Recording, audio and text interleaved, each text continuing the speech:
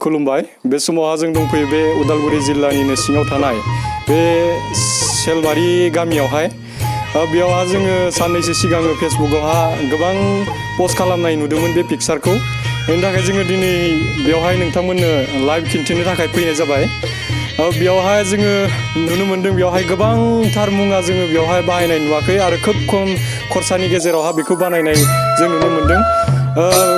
सोरगिदिङै आङो केमेरामेन उदय नोंथांखौ दिन्थिनो थाखाय खावलायदों लोगोसेनो आङो बे बानायगिरि बिथांनियावहा सोंनो लुबैगोन बेखौ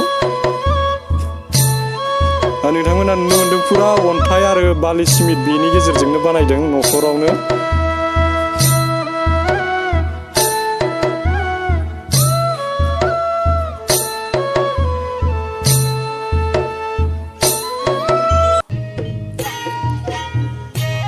बिथाङानो जोंहा बे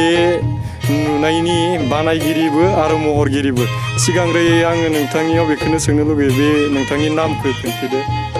आंनि मुङा जाहैबाय सिमांसा बर' आं नैबे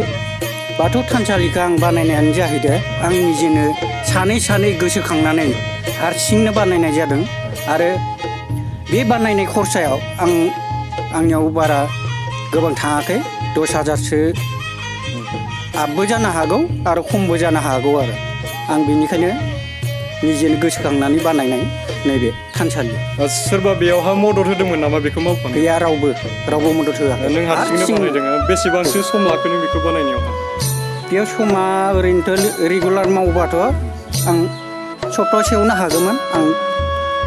गेप्स दिनैसो बानायदों बेखौ बानायनाया बेसेबांसो दिन जाखो बे ओरैनो